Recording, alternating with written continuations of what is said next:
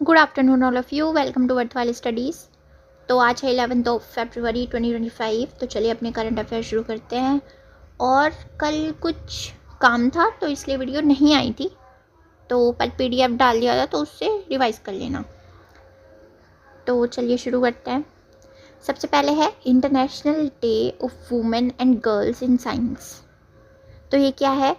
इसकी ना 10th anniversary अभी, मतलब इस साल 11 फेब को ये मनाया जाता है, ऑब्जर्व किया जाता है। ठीक है, क्या था कि 2015 में ना UN जनरल असेंबली ने डिसाइड करा था कि इस दिन को हम ऑब्जर्व करेंगे international day of women and girls in science.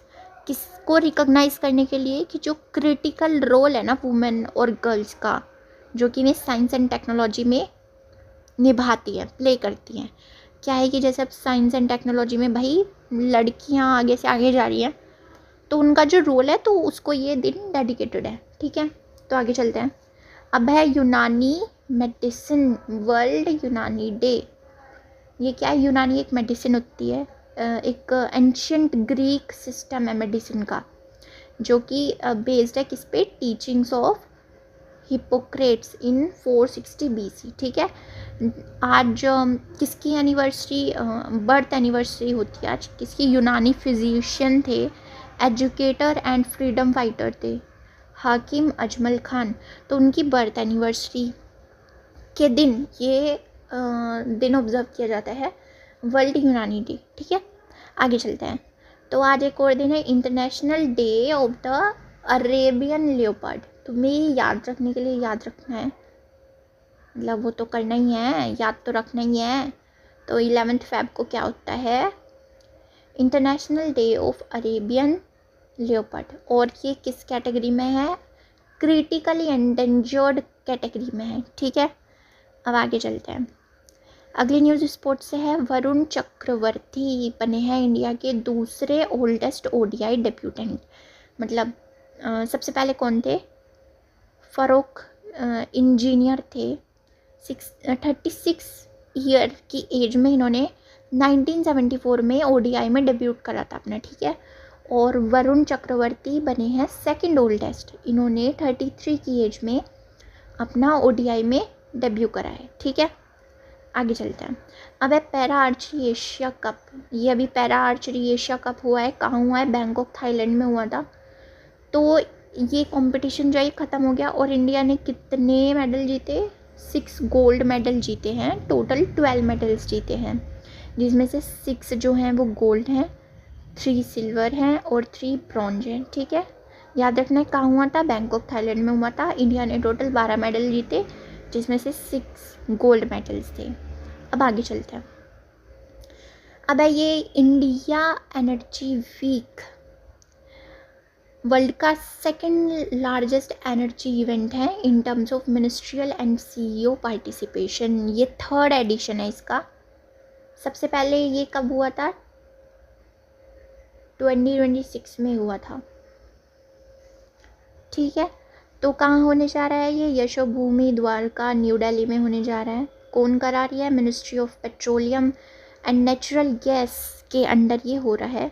Principal partner कौन है इसका? ONGC है, और इंटरनेशनल पार्टनर टोटल एनर्जीज। इसका एम क्या है? ये फैसिलिटेट करना कि एक्सचेंज ऑफ आइडियाज़ है ना ग्लोबल स्टेक होल्डर्स के बीच में, एनकरेजिंग कोलैबोरेशन को एनकरेज कर सके ऑन की एनर्जी प्रोजेक्ट्स लाइक हाइड्रोजन या ग्रीन एनर्जी बोल लो, है ना, तो उसके लिए। तो याद रखना कहाँ हो रहा है ये? द्वारका न्यू दिल्ली में हो रहा है, इंडिया एनर्जी वीक। तो आगे चलते हैं। पेरिस होस्ट करने वाला है 3rd edition of AI action summit 2025। तो अब गंगा में कुंभ मेला में स्नान करने के बाद हमारे PM मोदी जी निकल चुके हैं पेरिस, फ्रांस के लिए। वहाँ पे AI एक्शन समिट ये अटेंड करेंगे और उसको co-chair करेंगे। ठीक है, हमारे Modi ji along with French president Emmanuel Macron. ये जो समिट है ना, ये 5 मेजर थीम्स पे फोकस करता है। किस पे? Public service AI, future of work, innovation and culture, trust in AI and global governance of AI। ठीक है, अब आगे चलते हैं।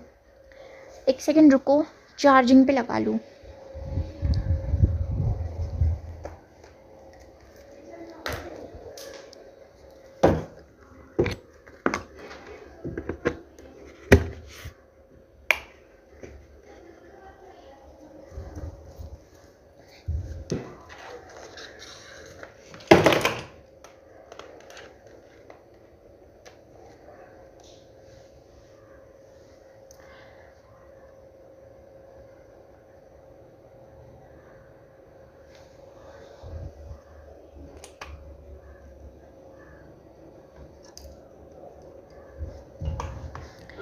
ठीक है, अब आगे है थर्ड जॉइंट मिलिट्री एक्सरसाइज है। ये कब शुरू हुई थी? 2023 में शुरू, मतलब पहली बार हुई थी, फर्स्ट एडिशन हुआ था इसका, और ये थर्ड एडिशन है इस बार। जॉइंट मिलिट्री एक्सरसाइज किसके बीच में? इंडिया और इजिप्ट के बीच में। क्या नाम है? साइक्लोन नाम है एक्सरसाइज का। कहाँ हो रही है ये? राजस्थान में हो रही है। कहाँ पे? महाजन फील्ड फायरिंग रेंज में। ठीक है, इसका एम क्या है? इंटेरोपरेबिलिटी, स्पेशल फोर्सेस की जो इंटेरोपरेबिलिटी है ना, तो उसको एनहेंस करना इन डेजर्ट एनवायरमेंट में। ठीक है, तो इंडियन आर्मी का जो कंटिजेंट है वो कौन, मतलब उसको रिप्रेजेंट करेगा? जो पैराशूट रेजिमेंट के हैं ना, स्पेशल फोर्सेस के पैराशूट रेजिमेंट के पर्सनल्स, तो वो इंडियन आर्मी को रिप्रेजेंट करेंगे। और इजिप्शियन कंटिजेंट को कौन रिप्रेजेंट करेगा? एक तो Egyptian commando squadron and Egyptian airborne platoon. ठीक है, आगे चलते हैं। ध्यान रखना राजस्थान में हो रही है। ओके, आगे चले तो एरो इंडिया 2025 एयर शो है। कहाँ हो रहा है? बेंगलुरु में हो रहा है। रक्षा मंत्री हमारे डिफेंस मिनिस्टर ने ये इनोग्रेट किया है। 15th एडिशन है एरो इंडिया का। ये जो एरो इंडिया होता है ना, एशिया का biggest aerospace and defence exhibition होता है। यहाँ पे बहुत सारे मतलब बाहर से लोग आते हैं इस एग्जीबिशन के लिए। ठीक है, ऑर्गेनाइज कौन कराता है इसे? डिफेंस एग्जीबिशन ऑर्गेनाइजेशन ऑर्गेनाइज कराती है department of defence production, ministry of defence का। ठीक है, आगे चलते हैं। अब union minister doctor Jitendra Singh ने इनोग्रेट करा है IIAS DARPG इंडिया कॉन्फ्रेंस 2025। कहाँ पे? भारत मंडपम, न्यू दिल्ली में। न्यू दिल्ली।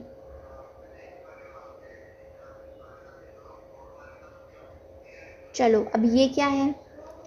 सबसे पहले इनकी फुल फॉर्म देख लेते हैं। International institute of administrative science and department of administrative reforms and public grievances. तो इन दोनों का भी कॉन्फ्रेंस है, इंडिया कॉन्फ्रेंस। कहाँ हो रहा है? भारत मंडपम, न्यू दिल्ली में हो रहा है। इसका थीम क्या है? Next generation administrative reforms, empowering citizens and reaching the last mile. ठीक है, याद रखना है। आगे चलते हैं। अब लंपी स्किन डिजीज़ की जो वैक्सीन है वो डेवलप करी गई है। किसने डेवलप करी है? भारत बायोटेक ग्रुप फर्म ने विद ICAR। इसको लाइसेंस मिल चुका है, CDSCO लाइसेंस। ठीक है, अब ये क्या है? एनिमल हेल्थ वैक्सीन मेकर और भारत बायोटेक ग्रुप फर्म। क्या नाम है इसका? बायोवेट। इसने अभी ये लाइसेंस रिसीव करा है। कौन सा licence? Central drug standards control organisation. जैसे दवाई वगैरह बनती है ना, तो उसकी टेस्टिंग होती है पहले, तो उसको ये लाइसेंस मिलता है, फिर वो दवाई मार्केट में आती है। ठीक है, लंपी स्किन डिजीज़ है। किसको होती है? एनिमल्स, कैटल और बुफेलोस को होती है। और इसकी जो वैक्सीन है उसका नाम क्या है? बायोलंपी वैक्सीन। ठीक है, आगे चलता हूँ। कोयल इंडिया ने जीता है गोल्डन पीकॉक CSR अवार्ड 2024। अब कहाँ इस कोयल इंडिया लिमिटेड को मिला है गोल्डन पीकॉक CSR अवार्ड 2024? कहाँ मिला है? 19th इंटरनेशनल कॉन्फ्रेंस हो रही थी ऑन कॉरपोरेट सोशल रिस्पॉन्सिबिलिटी। कहाँ पे? मुंबई में हो रही थी। ये अवार्ड किसने रिसीव किया? इसके कोयल इंडिया लिमिटेड के चेयरमैन हैं श्री PM प्रसाद और डायरेक्टर हैं श्री विनय रंजन। तो देखो यहाँ पे, ठीक है, तो इन दोनों ने ये अवार्ड लिया है, कोयल इंडिया को मिला है, याद रखना। आगे चलें तो वर्षा भारत की फिल्म है बैड गर्ल, तो इसने जीता है NET-PAC अवार्ड एट IFFR। अब ये क्या है? इंटरनेशनल फिल्म फेस्टिवल रोटरडम है 2025। तो यहाँ पे इसको NET-PAC अवार्ड मिला है बैड गर्ल मूवी को, debut feature film, as a debut feature film, ठीक है। और किसके द्वारा डायरेक्टेड है? ये वर्षा भारत के द्वारा डायरेक्टेड है। NET-PAC अवार्ड क्या होता है? Network for the promotion of Asian cinema, ठीक है। एक मतलब एनुअली एक स्टैंड आउट फीचर फिल्म के लिए किसी फिल्म को सेलेक्ट करता है, कहाँ से? एशिया और जो पैसिफिक रीजन है वहाँ से। तो इस बार ये हुई है बैड गर्ल, ठीक है, इसको ये अवार्ड मिला। आगे चलें तो सीनियर NSG ऑफिसर हैं DK केडिया, इनको मिला है, ऑनर किया गया है CA in public service award से बाय ICAI, ठीक है। तो दीपक कुमार केडिया जी हैं, इनको अवार्ड दिया है किसने? Institute of chartered accountants of India ने ये अवार्ड दिया है CA इन पब्लिक सर्विस। इनका किस चीज़ के लिए? इनके जो कंट्रीब्यूशन रहा है ना पब्लिक सर्विस के लिए, particularly law enforcement and national security में, ठीक है। तो इनको ये अवार्ड मिला है, इम्पोर्टेंट है, तो याद रखना। आगे है US के प्रेसिडेंट ट्रंप ने रिकॉग्नाइज करा है 9 फरवरी को as Gulf of America day. जैसा कि हमें पता है अभी गल्फ ऑफ मैक्सिको का नाम चेंज करके गल्फ ऑफ अमेरिका रख दिया गया है। तो 9 फेब को ये दिन मतलब ऑब्जर्व किया जाएगा कि गल्फ ऑफ अमेरिका डे के नाम से। तो गल्फ ऑफ मैक्सिको तुम देख सकते हो, पहले इसका ये नाम था बट अभी ये है gulf of America.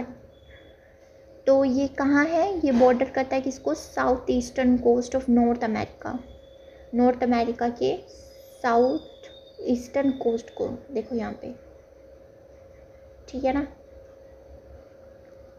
So thank you, that was all. Subscribe our YouTube channel Worthwhile Studies for daily current affair video, और टेलीग्राम चैनल को भी ज्वाइन कर लो।